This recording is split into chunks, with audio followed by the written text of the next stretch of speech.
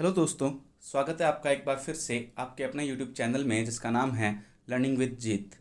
आज हम अपनी वोकेबलरी स्पेशल क्लास को आगे बढ़ाते हैं जहाँ पे हमने लास्ट डे छोड़ा था। आज हमारा थर्ड डे है। आपको पता होगा हम रूट वर्ड्स की हेल्प से वर्ड्स को बनाना सीख रहे हैं कि हम नए वर्ड्स कैसे बनाएंगे और नए वर्ड्स को कैसे सीखेंगे, कैसे याद करेंगे। आज उसी को आगे बढ़ाते हैं।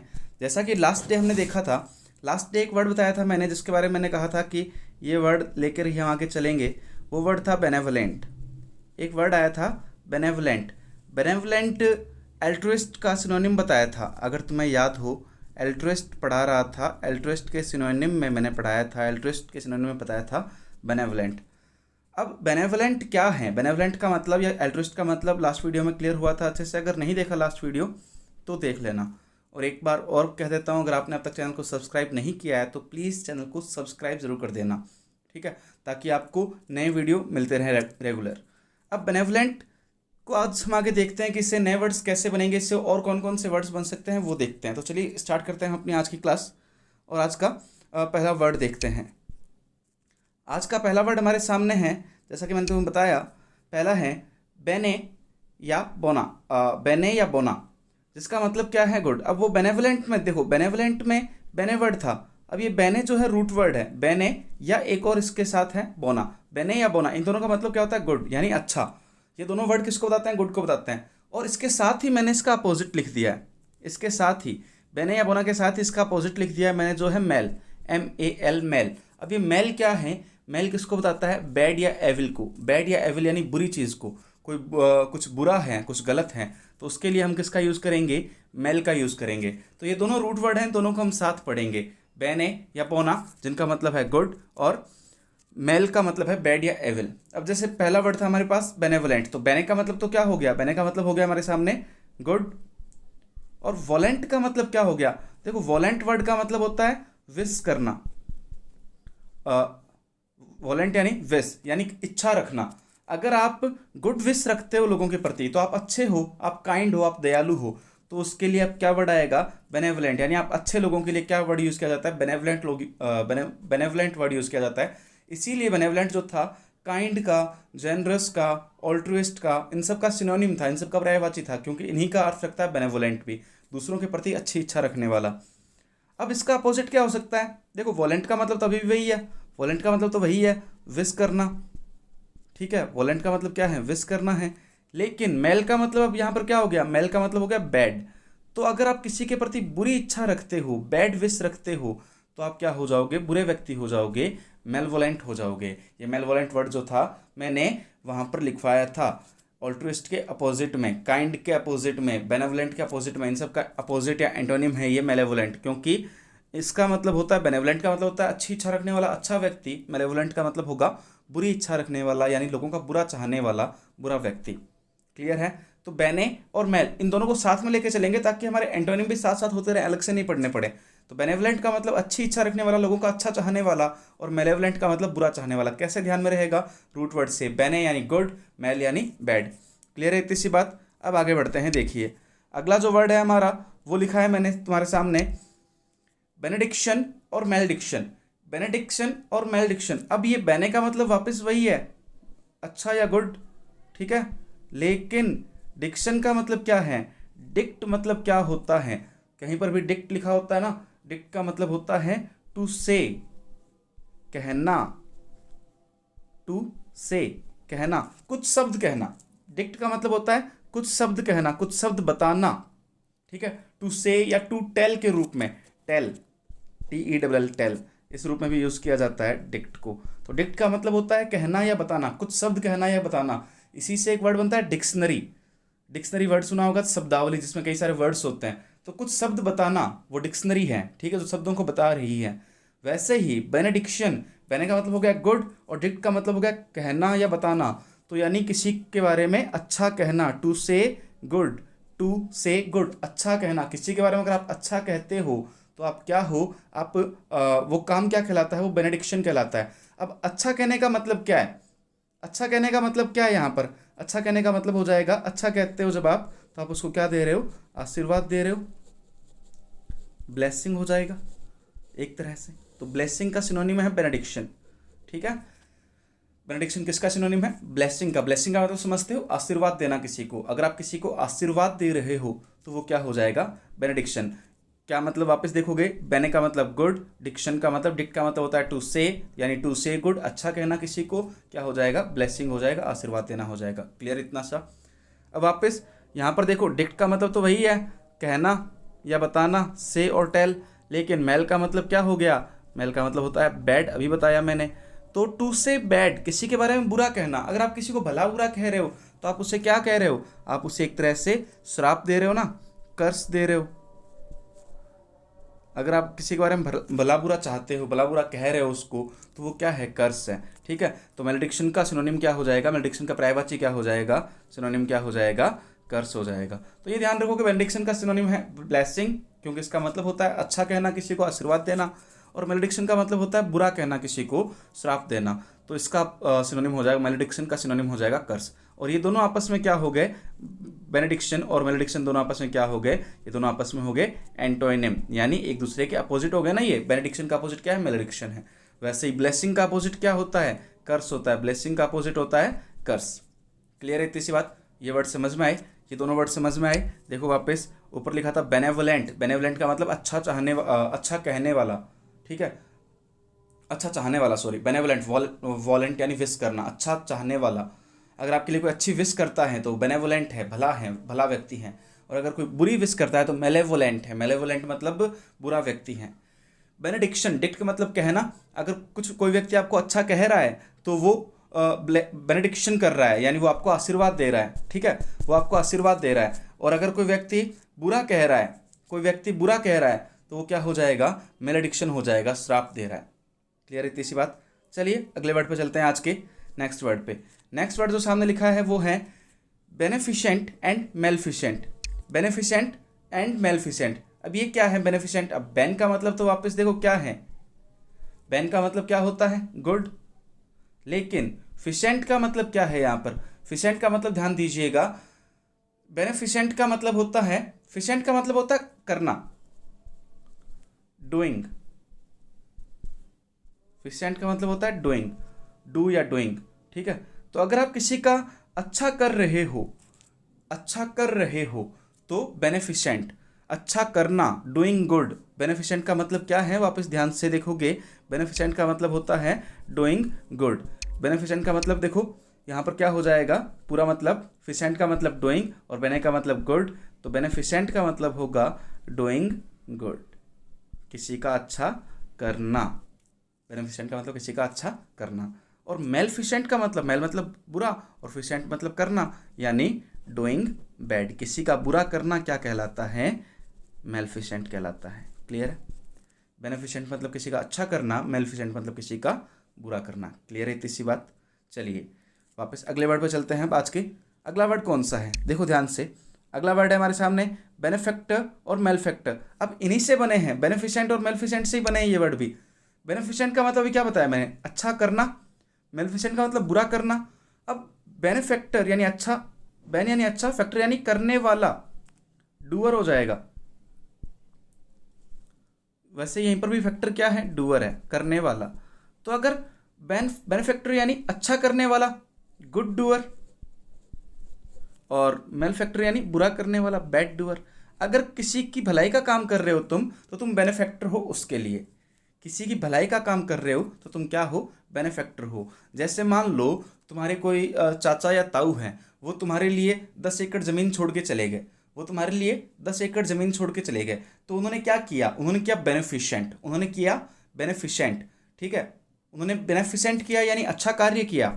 अब उन्होंने किया तो वो खुद क्या हो गए? वो हो गए बेनिफैक्टर, अच्छा काम करने वाले। वो खुद क्या हो गए? बेनिफैक्टर। ठीक है, वैसे ही अगर मान लो कोई बुरा काम करके जाता है तुम्हारे लिए, मान लो कोई चोर तुम्हारे रुपए चुरा के ले गया, ठीक है, 10 लाख रुपए थे, वो चुरा के ले गया, तो वो वहां पर तुम्हारे लिए क्या है? वो मेल फैक्टर है, बैड डूअर, बुरा करने वाला, तुम्हारा बुरा करने वाला हो जाएगा। ठीक है, और जो उसने किया उसे क्या बोलेंगे? मेलफिशेंट बोलेंगे। तो मेल फैक्टर, मेलफिशेंट, बेनिफैक्टर और मेल फैक्टर, ये क्लियर हो जाएंगे चारों वर्ड अच्छे से। वापस सुन लो, बेनिफिशेंट का मतलब होता है डूइंग गुड, किसी का अच्छा करना। मेलफिशेंट का मतलब होता है डूइंग बैड, किसी का बुरा करना। और जो अच्छा करेगा, अच्छा करने को कहते हैं बेनिफिशेंट, और जो अच्छा करेगा उसे बोलेंगे बेनिफैक्टर। बुरा करने को कहते हैं मेलफिसेंट, और जो बुरा करेगा उसे कहेंगे मेलफैक्टर। क्लियर है इतनी सी बात? चलिए आगे चलते हैं अगले वर्ड्स पर। आज का नेक्स्ट वर्ड है हमारे सामने बेनिफिशियरी और मेलफिशियरी। वापस बेने का मतलब अच्छा और मेल का मतलब बुरा। लेकिन अब जैसे वापस वही पीछे वाला एग्जांपल लेके चलता हूँ कि तुम्हारे चाचा या ताऊ ने तुम्हें 10 एकड़ ज़मीन दी, उन्होंने तुम्हें 10 एकड़ ज़मीन गिफ्ट करी, तो उन्होंने वो खुद क्या कहलाए? बेनिफैक्टर कहलाए। उन्होंने क्या किया? बेनिफिशेंट किया, बेनिफिशेंट किया। लेकिन अब तुम जिसके प्रति अच्छा कार्य हुआ है, जिसके प्रति अच्छा कार्य हुआ है, तुम्हें उस कार्य का फायदा मिला है ना, तो तुम्हें उस कार्य का फायदा मिला है, तो तुम क्या कहलाओगे वहां पर? तुम क्या हो वहां पर? तुम हो receiver, receiver of good doing, अच्छे कार्य के रिसीवर हो। अगर तुम्हारे लिए कोई अच्छा काम हुआ है ना, तो जिसके लिए अच्छा काम हुआ है उसे क्या कहेंगे? बेनिफिशियरी कहेंगे। तुम्हें लाभ मिला है उस काम का। और वैसे ही मेलफिशियरी है, अगर किसी के प्रति बुरा काम हुआ है तो रिसीवर ऑफ बैड डूइंग हो जाएगा। रिसीवर ऑफ बैड डूइंग क्या हो जाएगा? मेलेफिशियरी हो जाएगा, रिसीवर ऑफ बैड डूइंग। समझ जाओगे बात को? 3 वर्ड बताए मैंने अभी भी, बेनिफिशेंट, बेनिफिशेंट, बेनिफैक्टर और बेनिफिशियरी। अगर अच्छा काम करना, अच्छा काम कर रहे हो तुम, तो अच्छा कार्य वो क्या कहलाता है? वो बेनिफिशेंट कहलाता है। अच्छा काम करने वाला क्या कहलाता है? वो बेनिफैक्टर कहलाता है। और जिसके प्रति अच्छा काम हुआ है, जिसको उस अच्छे कार्य का फायदा मिला है, वो व्यक्ति क्या कहलाएगा? वो बेनिफिशियरी कहलाएगा। सेम इसके अपोजिट होंगे, मेलफिशेंट, मेलफैक्टर और मेलफिशियरी। क्लियर है इतनी सी बात? आगे बढ़ सकते हैं आराम से। वापस पढ़ लेना एक बार फिर से, इन तीनों वर्ड्स को साथ में रख के याद करने की कोशिश करना, तभी याद होंगे, वरना कन्फ्यूजन रहेगी बहुत। चलो नेक्स्ट वर्ड पे चलते हैं। नेक्स्ट वर्ड लिखा है मैंने सामने तुम्हारे, बिनाइन और मेलाइन। अब बिनाइन और मेलाइन क्या है? देखो, बिनाइन और मेलाइन क्या है, उन वर्ड्स को देखने की कोशिश करते हैं, उन वर्ड्स को समझने की कोशिश करते हैं हम। बिनाइन और मेलाइन को समझने की कोशिश करते हैं। ये वर्ड क्या है? बिनाइन का मतलब अच्छा, मेलाइन का मतलब बुरा। क्या मतलब है इसका? देखो, कैंसर का नाम सुना है तुमने? कैंसर 2 तरह का होता है, 2 टाइप्स का होता है। एक तो ऐसा होता है जिसमें ज़्यादा नुकसान नहीं होता, ज़्यादा हार्मफुल नहीं होता, ठीक है, ज़्यादा खतरनाक नहीं है। और एक ऐसा जो बहुत खतरनाक है, बहुत ज़्यादा हार्मफुल है, जिसमें डेथ होने के चांसेस जो होते हैं बहुत ज़्यादा हो जाते हैं। तो वो 2 प्रकार का होता है। उन दोनों प्रकार को हम क्या बोलते हैं? हिंदी में बोलते हैं सुदम और दुर्दम। लेकिन इंग्लिश में क्या बोलेंगे? पहले टाइप को, जो कि हार्मफुल नहीं है, जिससे नुकसान नहीं होता, तो वो तो होता है बिनाइन। और वो दूसरा टाइप जो बहुत ज़्यादा हार्मफुल है, जिससे बहुत ज़्यादा नुकसान होता है, वो होता है मलाइन। तो बिनाइन और मेलाइन 2 टाइप का कैंसर होता है, बिनाइन और मेलाइन। अब ये क्या हो जाएंगे बिनाइन और मेलाइन? इनका मतलब क्या हो जाएगा? तो जैसे मैंने बताया कि पहला टाइप का कैंसर कैसा होता है? हार्मफुल नहीं होता। अगर हार्मफुल नहीं होता तो वो क्या है? हार्मलेस है ना। अगर पहला टाइप का कैंसर हार्मफुल नहीं है तो वो क्या है? वो हार्मलेस है। तो वही है कि बेनाइन का मतलब क्या होता है? बेनाइन का मतलब होता है हार्मलेस। और मेलाइन का मतलब क्या हो जाएगा? मेलाइन का मतलब हो जाएगा हार्मफुल। क्लियर है? हार्मफुल। तो बेनाइन का मतलब ऐसे काम, ऐसा व्यक्ति, ऐसे काम जो हार्मलेस है, जिसे कोई खतरा नहीं है, ठीक है, जो अच्छे नेचर का हो, जिससे कोई नुकसान नहीं हो, वो होता है बेनाइन। और ऐसा व्यक्ति या ऐसी वस्तु जो कि हार्मफुल है, जो खतरा पैदा कर सकती है, रिस्क, डेंजर क्रिएट कर सकती है, उसे हम क्या कहते हैं? मलाइन कहते हैं। क्लियर है? बेनाइन और मलाइन के बीच में डिफरेंस। कैंसर की 2 स्टेज से ध्यान रखोगे, उन दोनों स्टेज का नाम ही बिनाइन और मेलाइन होता है। एक होती है बिनाइन, दूसरी होती है मेलाइन। बिनाइन का मतलब जो ज़्यादा हानिकारक नहीं है, जिससे ज़्यादा खतरा नहीं होता, आराम से सही हो सकता है व्यक्ति। और मेलाइन का मतलब जिससे ज़्यादा खतरा हो, जिससे बचने के चांसेस कम हो जाते हैं, तो हार्मफुल हो जाएगा। क्लियर है इतनी सी बात? चलिए अब बैन से रिलेटेड लास्ट वर्ड पर चलते हैं। अभी मैंने बताया कि एक वर्ड और होता है जो किससे रिलेटेड है, जो बैन से ही रिलेटेड है। बोना वर्ड भी किसको बताता है? बोना वर्ड भी गुड को बताता है। बोना वर्ड भी किसको बताता है? गुड को ही बताता है। लेकिन साथ में बोना के साथ में लिखा फाइड, बोनाफाइड। अब ये वर्ड तुमने बहुत कम सुना होगा, लेकिन बहुत ही इंपॉर्टेंट वर्ड है, बहुत बार पूछा जा चुका है एग्जाम्स में, और इस बार भी आने के चांसेस हैं अच्छे खासे। बोनाफाइड क्या होता है? फाइड का मतलब क्या होता है? फाइड का मतलब होता है फेथ। फाइड का मतलब होता है फेथ। फेथ का मतलब समझ रहे हो? फेथ का मतलब होता है विश्वास, ट्रस्ट कहते हो जिसको, जो आजकल दुनिया में बहुत कम बचा है ना। तो बोनाफाइड, फाइड का मतलब फेथ, जिसको कहते हैं विश्वास। अब इसका मतलब क्या निकल रहा है sir? Good faith. Good faith का मतलब क्या होता है? गुड फेथ का मतलब होता है अच्छे से विश्वास किया जा सके, जिस पर अच्छे से विश्वास किया जा सके, यानी जो हमेशा सच्चा हो, जो ट्रू हो, ओरिजिनल हो। जो मान लो कि तुम लाइसेंस बनवाने गए, तो लाइसेंस जिससे बना रहे हो तुमने उसको अपने डॉक्यूमेंट्स दिए और उसने तुम्हारे डॉक्यूमेंट्स देखकर तुम पे विश्वास कर लिया, तुम पे विश्वास किया तुम्हारे डॉक्यूमेंट्स देखकर, तो उसने तुम्हारे डॉक्यूमेंट्स में गुड फेथ शो किया है ना? गुड फेथ शो किया है तुम्हारे डॉक्यूमेंट के अंदर उसने, तो वो क्या कहलाते हैं? वो डॉक्यूमेंट्स वहाँ पर क्या कहलाएंगे? बोनाफाइड कहलाते हैं। ठीक है, जिस पे ट्रस्ट किया जा सके, जैसे तुम्हारा आधार कार्ड है, तुम्हारी वोटर आईडी है, तुम्हारा लाइसेंस है, ये एक बोनाफाइड होते हैं। बोनाफाइड होता है मतलब तुम्हारा अच्छा विश्वास दर्शाते हैं ये। ठीक है, कि ये ओरिजिनल है, ऑथेंटिक है, तुम जो हो, ये तुम्हारी आइडेंटिटी को रिवील करते हैं, आइडेंटिटी को बताते हैं। क्लियर है? अब इसके कुछ सिनोनिम लिखे हैं मैंने सामने, वो तुम देख सकते हो अच्छे से। सिनोनिम कौन कौन से हैं जो इन वर्ड्स के बारे में बताते हैं, वो देख लो। वो मैंने जो लिखे हैं वो यहाँ पर तुम्हें दिख जाएंगे। पहला वर्ड है यहाँ पर ऑथेंटिक। बोनाफाइड का सिनोनिम है ऑथेंटिक, विश्वसनीय। दूसरा है जेन्युइन। जेन्युइन का मतलब भी क्या होता है? विश्वसनीय, जिस पे विश्वास किया जा सकता है, सही हो जो। फिर है रियल। रियल का मतलब सच्चा, वास्तविक। ओरिजिनल का मतलब भी वास्तविक। तो 4 तो ये लिखे हैं। और इसके अलावा तुम एक होता है एक सेकंड, सॉरी, इसके अलावा जो वर्ड है वो और तुम देख सकते हो। तो ऑथेंटिक हो गया, जेन्युइन हो गया, रियल हो गया और ओरिजिनल हो गया। इनके अलावा कुछ और वर्ड भी हैं, जैसे ट्रू।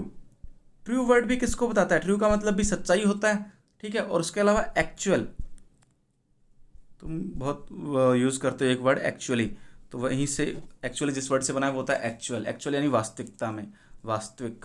तो ये सारे वर्ड्स किसके सिनोनिम हैं, किसके पर्यायवाची हैं? बोनाफाइड के। पूछे जा सकते हैं एग्जाम में। ऑथेंटिक दे दिया, ऑप्शन में बोनाफाइड मिल जाए, या बोनाफाइड दे दिया, ऑप्शन में कुछ और मिल जाए। मान लो बोनाफाइड तुम्हें दिया, राइट सिनोनिम ऑफ बोनाफाइड, और तुमसे पूछ लिया इसके सिनोनिम पूछा है, तो तुम्हें इन 5-6 वर्ड्स में से कोई भी एक वर्ड दे देगा और उसके अलावा 3 वर्ड कोई दूसरे दे देगा। तो तुम्हें जैसे मान लो ऑथेंटिक दिया, तो ऑथेंटिक को सही टिक करना है, तो उसका सिनोनिम हो जाएगा, पर्यायवाची हो जाएगा। क्लियर है? तो बेनेवलेंट जो हमने लास्ट डे देखा था, उसमें बैन जो रूट वर्ड था, बैन और बोना, उससे कई सारे वर्ड बन रहे हैं हमने यहाँ पर। और उसी के साथ साथ हमने इसके अपोजिट में मेल वर्ड भी देख लिया, मेल जो कि इसका अपोजिट हो जाएगा, जो बुरे को दर्शाता है। तो लगभग 14-15 वर्ड्स यहाँ पर हो गए। अब चलते हैं हम आगे के नेक्स्ट रूट वर्ड पर।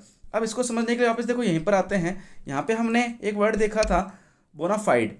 बोनाफाइड, फाइड का मतलब मैंने क्या बताया था? फाइड का मतलब मैंने बताया था फेथ, फेथ बताया था। अब इस फाइड वर्ड भी, ये फाइड भी क्या है? एक रूट वर्ड है, तो इससे भी कुछ वर्ड्स बन सकते हैं। वो वर्ड्स देखते हैं कि कौन कौन से हैं। चलिए, अब सामने मैंने जो रूट वर्ड लिखा है अगला, वो लिखा है फिड या फाइड। फिड जिसका मतलब है फेथ या ट्रस्ट, अभी बताया। अब इससे जो वर्ड्स बन सकते हैं, 3-4 वर्ड्स बन सकते हैं। वो वर्ड्स कौन कौन से हैं? पहला वर्ड लिखा है मैंने फिडेलिटी। फिडेलिटी का मतलब क्या होता है? फिडेलिटी का मतलब देखो, इंग्लिश में जो लाइन लिखी है वो देखो, लॉयल्टी टुवर्ड्स समवन और समथिंग, स्पेशली मैरिजेस। किसी के प्रति विश्वास होना, फेथ। अब देखो फिड वर्ड ही किसको बता रहा है? विश्वास को बता रहा है, ट्रस्ट को बता रहा है। तो अगर तुम्हारा किसी व्यक्ति पर या किसी वस्तु पर विश्वास है, तो उसे हम क्या कहते हैं? विश्वास दर्शाते हो तुम, तो उसे क्या कहा जाता है? उसे फिडेलिटी कहा जाता है।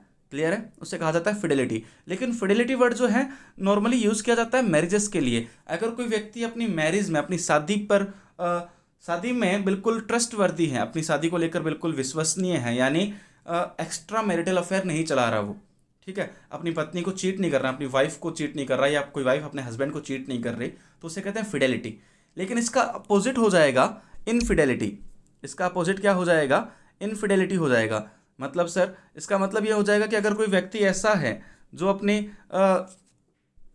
अपनी वाइफ के साथ बिल्कुल भी ट्रस्ट वर्दी नहीं है, यानी अपनी वाइफ को चीट कर रहा हो, या कोई फीमेल ऐसी है जो अपने हस्बैंड को चीट कर रही हो, तो उससे क्या कहते हैं? इनफिडेलिटी कहते हैं, अविश्वास दर्शाना, ठीक है, या किसी के विश्वास को तोड़ना, उसे क्या कहते हैं? इनफिडेलिटी कहते हैं। क्लियर है? फिडेलिटी का अपोजिट हो जाएगा इनफिडेलिटी। अब आता है कॉन्फिडेंस। अब कॉन्फिडेंस जो वर्ड बनाना वो बना कन्फाइड से। कॉन्फिडेंस का मतलब तुम सबको पता है, आत्मविश्वास, है ना। अब ये बना क्यों है वर्ड, ये बना कैसे है वर्ड, वो देखना चाहो अगर तुम, तो तुम देख सकते हो कन्फाइड से बना है। फाइड यहाँ पर आ रहा है फेथ, फेथ को रखना, कन्फाइड, फेथ को रखना, जब तुम खुद में फेथ को रखते हो, अपने आप में विश्वास दर्शाते हो, तो उसे कहते हैं कॉन्फिडेंस, वो हो जाएगा आत्मविश्वास। अब इसी से मिलता जुलता, इसी से बना हुआ ये तो है कॉन्फिडेंस। अब अगर कॉन्फिडेंस दर्शाते हो, अगर तुम आत्मविश्वास दर्शाते हो, तो तुम क्या कहलाते हो? तुम कहलाते हो कॉन्फिडेंट। अगर तुम विश्वास दर्शा रहे हो अपने आप में, तो तुम क्या कहलाते हो? कॉन्फिडेंट कहलाते हो, यानी आत्मविश्वासी, कॉन्फिडेंट कहलाते हो। अब इसका अपोजिट क्या हो सकता है? जो अपने आप में विश्वास ना दर्शाए, जिसके अंदर विश्वास ना हो खुद में, किसी काम को करने को लेकर, किसी कार्य के करने को लेकर अगर तुम्हारे अंदर विश्वास ही नहीं है, तो तुम्हें क्या कहा जाएगा? तो तुम्हें कॉन्फिडेंट तो नहीं कहा जाएगा, तो तुम्हें डिफिडेंट कहा जाएगा। डिफिडेंट जिसमें आत्मविश्वास की कमी हो, लैक ऑफ कॉन्फिडेंस, जिसमें लैक ऑफ कॉन्फिडेंस होगा, उसे हम क्या कहेंगे? उसे कहेंगे डिफिडेंट। तो कॉन्फिडेंट का अपोजिट, कॉन्फिडेंट तो सबको पता है, कॉन्फिडेंस पता है, कॉन्फिडेंस का अपोजिट क्या हो जाएगा? अब डिफिडेंट अगर है तो डिफिडेंस हो जाता है। डिफिडेंस, विश्वास नहीं होना खुद में ही, अगर किसी को विश्वास नहीं होता तो वो होता है डिफिडेंस। ठीक है, उस घटना को कहते हैं डिफिडेंस, नाउन होता है, और वो जो व्यक्ति है वो होता है डिफिडेंट। ठीक है, जिसमें खुद में विश्वास नहीं होता, जो खुद पर विश्वास नहीं कर सकता, होता है डिफिडेंट। तो कॉन्फिडेंस और कॉन्फिडेंट तो पता ही है, लेकिन डिफिडेंस और डिफिडेंट ध्यान रखना है। क्लियर है इसी बात? अब डिफिडेंट क्या है? अगर किसी को खुद में विश्वास नहीं है तो वो कार्य करने से शर्माएगा, तो वो एक तरह से क्या हो जाएगा? शाई हो जाएगा, शर्मीला हो जाएगा। क्लियर है? तो डिफिडेंट किसका सिनोनिम हो जाएगा? डिफिडेंट का पर्यायवाची क्या हो जाएगा? शाई हो जाएगा। लेकिन अगर तुमसे पूछ ले कॉन्फिडेंट का अपोजिट और डिफिडेंट नहीं दिया हुआ, तो शाई है ना, शाई भी किसका अपोजिट है? कॉन्फिडेंट का अपोजिट हो जाएगा। कॉन्फिडेंट यानी अपने आप में विश्वास रखता है तो बिल्कुल भी शर्माता नहीं है, लेकिन डिफिडेंट मतलब अपने आप में विश्वास की कमी है तो शर्मा रहा है वह व्यक्ति। क्लियर है? ठीक है, आगे बढ़ते हैं। चलिए अब देखिए आज का अगला वर्ड वो कौन सा वर्ड है, तुम्हारे सामने दिखाता हूँ मैं। अब मैंने एक वर्ड लिखा है यहाँ पर, एक वर्ड दर्शाया है यहाँ पर। वो वर्ड कौन सा है? वो वर्ड है कॉन्फिडेंट। कॉन्फिडेंट नहीं बोलेंगे, सॉरी, इसको कहेंगे कॉन्फिडांट। ढंग से स्पेलिंग देख लो, नीचे वो लोगो आने की वजह से दिखेगा नहीं तुम्हें शायद। कॉन्फिडांट, कॉन्फिडांट CONFI है, FIDANT, कॉन्फिडांट। अब ये कॉन्फिडांट क्या है? कॉन्फिडांट ही पढ़ेंगे इसको। ठीक है, कॉन्फिडेंट एक तो बड़ा कॉन्फिडेंट यानी अपने आप में विश्वास होना, वो तो होता है कॉन्फिडेंट। कॉन्फिडांट क्या है? अब इसका मतलब ये है कि अगर तुम किसी दूसरे में विश्वास दर्शाओ, किसी दूसरे व्यक्ति में अगर तुम विश्वास दर्शाते हो, जैसे मान लो तुम्हारा कोई सच्चा दोस्त है, तुम्हारा कोई बेस्ट फ्रेंड है जिसमें तुम बहुत ज़्यादा विश्वास करते हो, तुम उससे अपनी सारी चीज़ें बताते हो, अपने सारे सीक्रेट्स जो है उसके साथ शेयर करते हो, तो वो तुम्हारे लिए क्या है? वो तुम्हारे लिए कॉन्फिडेंट है। क्लियर है? ठीक है, इसके लिए वर्ड क्या होता है? इसके लिए होता है ट्रूथ कीपर या प्रोमिस कीपर भी बोलते हैं भाई इसको। ट्रूथ कीपर या प्रोमिस कीपर, जो तुम्हारे सच जो है अपने तक रख सके, वो होता है कॉन्फिडेंट, ट्रूथ कीपर। क्लियर है इसी बात? चलिए अगले वर्ड्स पे चलते हैं। अगला वर्ड कौन सा है वो देखते हैं फटाफट। अगला वर्ड है हमारे सामने। अब वर्ड्स इतना ही आज के लिए। अब नेक्स्ट चलते हैं हम एडियम्स में। एडियम्स पढ़ने भी जरूरी है साथ साथ, इसीलिए आज इतना ही वर्ड रखें। लगभग 20-25 वर्ड्स हो गए हमारे सामने। अब 5 एडियम्स जो कि सेकंड वीडियो में नहीं मिली थी तुम्हें, ठीक है, ये भी साथ साथ याद करनी जरूरी है। 2-3 एडियम्स पूछी जाएगी तुम्हारे एग्जाम में। तो एडियम्स क्या है आज के लिए? पहली एडियम है अ स्टोन्स थ्रो अवे। अ स्टोन्स थ्रो अवे, पत्थर की दूरी पर, पत्थर फेंकने की दूरी पर। अब इसका मतलब क्या है? इसका मतलब है एट ए शॉर्ट डिस्टेंस, छोटी दूरी पर। कई बार होता है कि भाई तुमसे कोई रास्ता पूछता है, तो मान लो तुम गली में खड़े थे और तुमसे किसी ने रास्ता पूछा कि मिस्टर शर्मा का घर कहाँ पर है, तो मिस्टर शर्मा का घर तुम बताते हो कि तुमने एड्रेस बता दिया उसको। अब उसने पूछा कि कितनी दूर है, तो तुम क्या बोलोगे? ज़्यादा दूर नहीं है। मारवाड़ी में एक शब्द यूज किया जाता है, हाथ पुग गए। हाथ पुग गए मतलब हाथ पहुंच जाए वहां तक, तो इतना नज़दीक है। यानी अगर मैं हाथ सीधा, it's say stones throw away from my home, क्योंकि ये स्टोन्स थ्रो अवे हैं मेरे घर से, यानी मेरे घर से बहुत नज़दीक हैं, ज़्यादा दूर नहीं है। स्टोन्स थ्रो अवे का मतलब क्या होगा? मेरे घर से नज़दीक होना, कोई वस्तु ज़्यादा दूरी पे नहीं होना, नज़दीक स्थित होना। तो क्या हो जाएगा? तुम कह रहे हो कि मैं ग्राउंड 2 मिनट में पहुंच सकता हूं, क्योंकि ये बिल्कुल नज़दीक है मेरे घर के। क्लियर है? पहला याद रखोगे स्टोन्स थ्रो अवे। याद करने के लिए भाई स्टोन्स थ्रो अवे, स्टोन को फेंकूंगा तो ज़्यादा दूर नहीं जाके गिरेगा, तो घर वो दूरी जो है ना कम दूरी हो जाएगी, तो छोटी दूरी पर स्थित होना, ये याद करने के लिए है। मतलब इसका यही होगा कि कम दूरी पर स्थित होना। ठीक है, नेक्स्ट देखते हैं सेकंड जो इडियम है आज की उसे। अब वो इडियम क्या है? वो लिखी है feather one's own nest. Feather one's own nest. Oven nest, nest का मतलब तो पता ही होगा, नेस्ट का मतलब घोंसला होता है, नेस्ट का मतलब होता है घोंसला। अब फेदर वंस वंस ओवन यानी अपने खुद के, फेदर यानी पंख, अपने खुद के घोंसले में ही पंख लगाना, अपने ही घोंसले में पंख लगाना यानी गलत तरीके से घोंसला बनाना हो जाता है ना। अपने घोंसले में अपने ही पंख लगा लगा के अगर तुम बना रहे हो तो तुम क्या कर रहे हो, गलत तरीके से कर रहे हो वो काम, ईमानदारी नहीं है। घोंसला बनाने के लिए चिड़ियाएँ क्या करती है या जो पक्षी जो होते हैं वो क्या करते हैं, वो दूसरी जगहों से लकड़ियाँ वगैरह जो सामान मटेरियल वगैरह होता है वो उठा के लेके आते हैं, घोंसला बनाते हैं। अपने ही पंख लगा लगा के अगर घोंसला बनाने लग जाओगे तो वो क्या हो जाएगा, बेईमानी वाला काम हो जाएगा, ठीक है। तो वही है इसका मतलब भी, बेईमानी से प्रॉफिट कमाना, बेईमानी से फ़ायदा कमाना, ठीक है। जैसे लिखा है प्रोमोट देयर ओवन इंटरेस्ट, पहली बात तो ये है कि भाई अपने घोंसले में पंख लगा रहे हो तो तुम अपना ही फ़ायदा कमा रहे हो, ठीक है। तो अपना ही फ़ायदा कमाना, अपनी ही रुचि को प्रमोट करना, अपनी रुचि को, अपने फ़ायदे को आगे बढ़ाना। और इसका एक और अर्थ होता है make money in a dishonest way, बेईमानी पूर्वक तरीके से रुपए कमाना, make money in a dishonest way. Feather one's own nest, अपने ही घोंसले में अगर तुम पंख लगा रहे हो तुम बेईमानी तो कर ही रहे हो, तो बेईमानी पूर्वक तरीके से अगर कोई काम कर रहे हो, बेईमानी पूर्वक तरीके से अगर तुम कोई रुपए कमा रहे हो तो वो क्या हो जाएगा, उसका मतलब क्या हो जाएगा, उसका मतलब हो जाएगा feather one's own nest. Clear है इतनी सी बात। अब इसका एग्जाम्पल क्या हो सकता है, एग्जाम्पल लिखा है मैंने सामने देखो, the minister was suppose to distribute the money among the needfuls, the minister was supposed to distribute the money, यानी मिनिस्टर से ये उम्मीद की जा रही थी कि वो डिस्ट्रीब्यूट करेगा, डिस्ट्रीब्यूट यानी बांटेगा, डिस्ट्रीब्यूट करेगा क्या, मनी, रुपए बांटेगा अमंग द नीडफुल्स, ज़रूरतमंद, नीडफुल का मतलब ज़रूरतमंद, ज़रूरतमंद लोगों के बीच में रुपए बांटेगा। इंस्टीड, इंस्टीड मतलब इसके बजाय, किसके बजाय, रुपए ज़रूरतमंद लोगों के बीच में बांटने के बजाय, इसके बजाय ही used it to feather his own nest, इसके बजाय उसने अपना ही घर भर लिया उन रुपए से, यानी अपनी ही ज़रूरतें पूरी कर ली, अपनी ही ज़रूरतें पूरी कर ली उन रुपयों से। तो वो क्या हो गया, अब ये देखो डिसऑनेस्ट वे है ना, एक तरीके से गलत तरीका है ये। तो गलत तरीके से अगर तुम अपना फ़ायदा कर रहे हो तो उसके लिए हम क्या यूज़ करते हैं, उसके लिए हम यूज़ करते हैं फेदर वंस ओवन नेस्ट। बहुत बार होते हैं कि भाई बड़े मंत्री वगैरह जो होते हैं उनको जो रुपए मिलते हैं, बजट मिलता है गवर्नमेंट की तरफ से लोगों का भला करने के लिए, वो उस बजट को उस वे में यूज़ ना करके अपने फ़ायदे के लिए यूज़ कर लेते हैं, तो उसे हम क्या कहते हैं, feather one's own nest. Clear है। चलो आगे बढ़ते हैं। आज का हमारा जो तीसरा इडियम है वो क्या लिखा है मैंने, वो देखो, लिखा है a hard nut to crack, a hard nut to crack, एक ऐसा नारियल जिसको आसानी से तोड़ा नहीं जा सकता।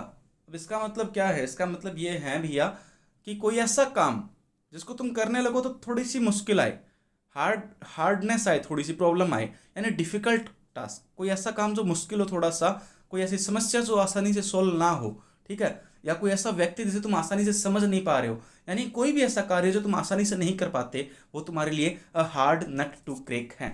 समझ रहे हो बात को, हार्ड नट है तुम्हारे लिए क्रैक करने के लिए। क्लियर। तो हार्ड नट टू क्रैक का मतलब क्या हो जाएगा, डिफिकल्ट टास्क, मुश्किल काम, a difficult problem to solve, कोई ऐसी प्रॉब्लम है, डिफिकल्ट प्रॉब्लम है जिसको आसानी से सॉल्व नहीं किया जा सकता। क्लियर। एग्जाम्पल क्या लिखा है, not everyone can get selection in SSC, it's a hard nut to crack, यानी हर कोई एसएससी में सिलेक्शन नहीं ले सकता, ये एक हार्ड नट है, यानी एक डिफिकल्ट टास्क है करने के लिए। समझ गया बात को, हार्ड नट टू क्रैक का मतलब क्या हो जाएगा, difficult task. Clear.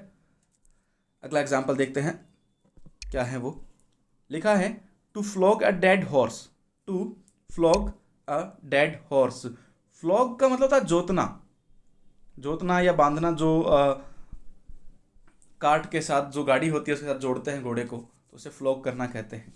To flog a dead horse, मृत घोड़े को, मरे हुए घोड़े को जोड़ना, गाड़ी के साथ जोड़ रहे हो, ये क्या कार्य है, क्या ये पॉसिबल है क्या, ये एक ऐसी चीज़ है जैसे तुम इम्पॉसिबल काम है, इम्पॉसिबल काम को करने की कोशिश कर रहे हो, यानी असंभव है ये, लेकिन फिर भी तुम उसे जोतने की कोशिश कर रहे हो, मरा हुआ घोड़ा है तुम उसको खड़ा करने की कोशिश कर रहे हो, उसको उसके साथ गाड़ी लगाने की कोशिश कर रहे हो, तो ये कैसा कार्य है, ये एक इम्पॉसिबल कार्य है, असंभव कार्य है, लेकिन फिर भी तुम इसको करने की कोशिश कर रहे हो, तो इसका मतलब क्या होता है, to attempt to do the impossible, यानी to flog a dead horse का मतलब क्या हो जाएगा, to attempt to do the impossible.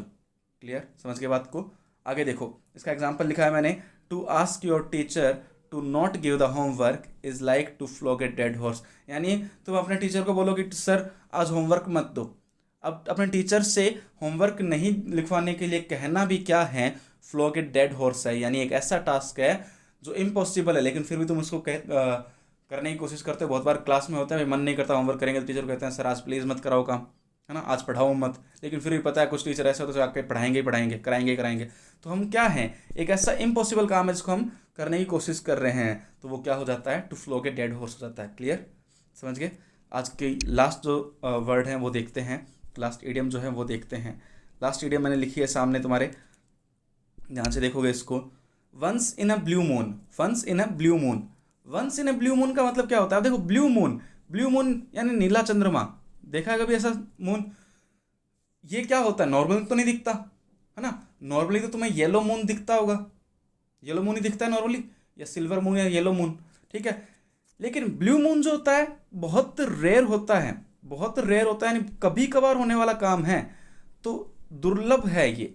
तो ऐसे काम जो कभी कभार होते हैं, बहुत कम होते हैं, वो होते हैं once in a blue moon, rarely. जैसे हिंदी में तुम कहते हो ईद का चांद होना, कहते हो ना ईद का चांद होना, यानी कभी कभी दिखाई देता, रोज तो नहीं दिखता ईद का चांद, साल में एक बार या साल में 2 बार दिखाते, साल में 2 बार दिखाई देता है, तो वो क्या हो जाता है, once in a blue moon हो जाता है। वैसे मैंने एग्जाम्पल लिखा है सामने, ध्यान दो, लिखा है I am very fitness conscious, I am very fitness conscious, यानी मैं बहुत ही फिटनेस का ध्यान रखने वाला व्यक्ति हूँ, अपने आप को फिट रखने वाला व्यक्ति हूँ।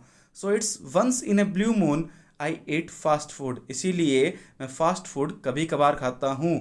Once in a blue moon, once in a blue moon का मतलब क्या हो जाएगा, कभी कभार होने वाला काम, यानी फास्ट फूड मेरे लिए खाना कभी कभार होने वाला काम है, once in a blue moon वाला काम है, ठीक है। तो नॉर्मली ये काम नहीं होता, समझ के बात को, इतनी सी बात क्लियर है। चलो, तो ये आज की हमारी क्लास है, अच्छे से पढ़ोगे इन वर्ड्स को, कल हम कुछ और नए वर्ड सीखने की कोशिश करेंगे इसी तरीके से। उम्मीद कर रहा हूँ आपको ये तरीका समझ आ रहा है, आप इस तरीके से इजीली वर्ड्स को याद कर सकते हो, इतना ही हम करेंगे। अब एक काम कर देना प्लीज़, इस चैनल को अपने दोस्तों के बीच शेयर कर देना, वीडियो को लाइक करना मत भूलना, अगर आपने यहाँ तक देखा है तो लाइक भी कर देना, आपको ज़रूर कुछ ना कुछ सीखने को मिला होगा, ठीक है। और सब्सक्राइब जरूर कर देना चैनल को। Thank you.